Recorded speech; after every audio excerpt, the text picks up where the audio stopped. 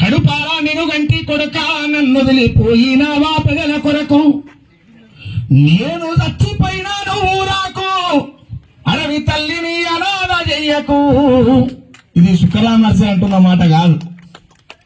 ఎంతో మంది కన్నీళ్లను తాగుకుంటూ జీవితాన్ని గడుపుతున్నటువంటి తల్లుల మాట. అదా నాకు తెలుసు.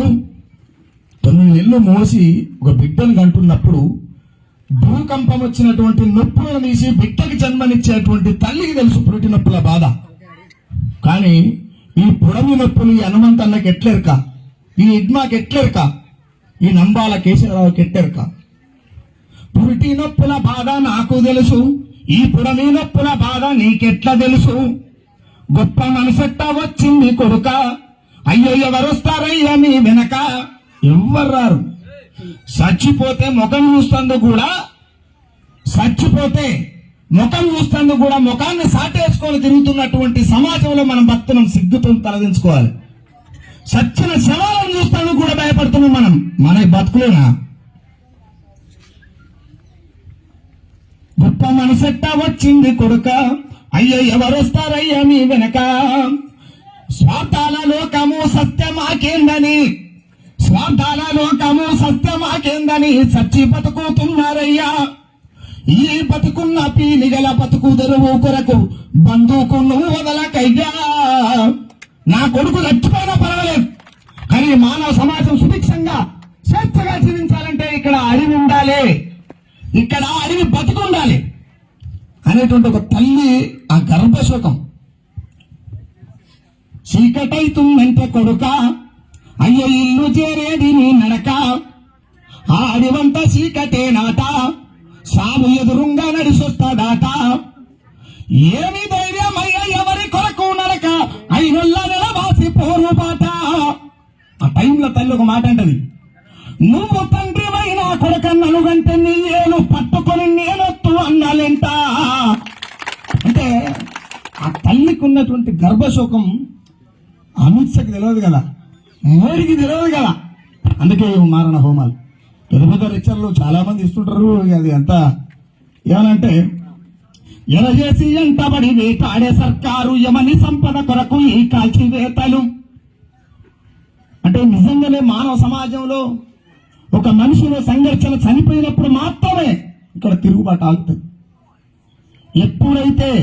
ఎప్పుడైతే సమస్య విపరీతమైతుందో, విప్లవానికి పురుడు పోస్తున్నది రాజ్యమే అనేటువంటి గుణాన్ని మనం పసిగట్టగలిగితే, విప్లవాలను పుట్టిస్తున్నది రాజ్యమే, విప్లవాలను అణిచేస్తున్నది రాజ్యమే.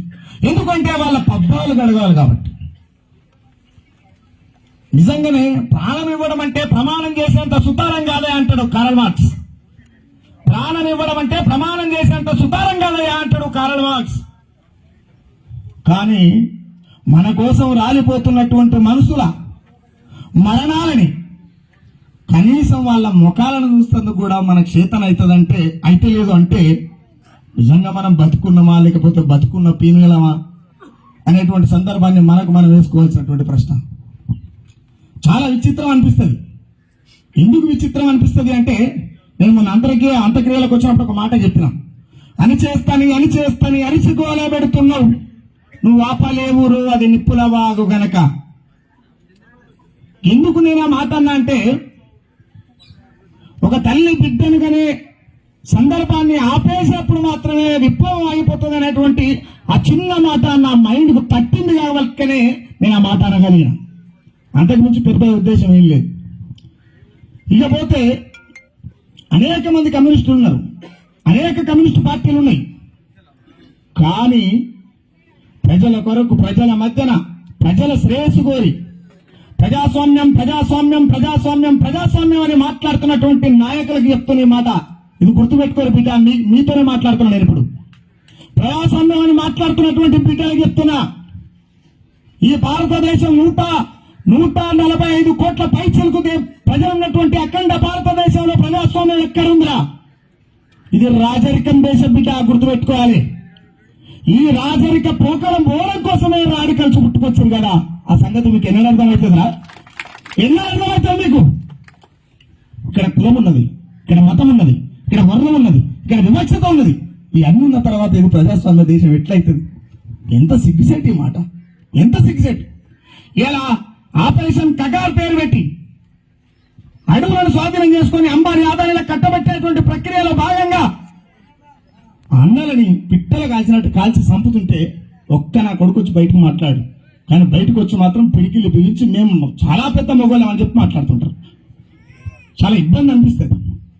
నేను ఎందుకు ఈ మాట అంటున్నానంటే, మీరు లేకపోతే మేము లేం, కానీ మమ్మల్ని ముందర తోలి మా వెనకంగా కుంకులు నాకుతారు బిడ్డ, ఇది మర్చిపోవాలా మీరు పెద్దోళ్ళే కావాల్సింది మర్చిపోవాలి. ఎందుకు నేను ఈ మాట, నిజంగానే ఈ పాక హనుమంతన్న 45 ఏళ్ల జీవితాన్ని దండకారణ్యంలో గడిపి సొంత వాళ్ళని కూడా వదిలేసి అసలు ఉన్నారా చచ్చిందా కూడా తెలియలేనటువంటి పరిస్థితిలో ఎన్నోసార్లు చచ్చిపోయిన ఇంటి ముందు టెంట్ వేసి తీసేసినటువంటి దౌర్భాగ్యం ఈ భూమి మీద ఎవరికైనా ఉంటుందా? ఆయన ఎవరి కోసం ఇదంతా?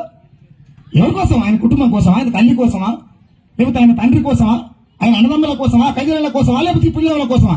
కాదు కదా. అఖండ భారతదేశ ప్రజలు స్వేచ్ఛగా జీవించాలనేటువంటి ఉద్యమాన్ని ఎత్తుకున్నాడు కాబట్టి, రేపు జరగబోయేటువంటి విధ్వంసాన్ని ముందే పసిగట్టింది కాబట్టి అక్కడ దాకా జరగలిగింది.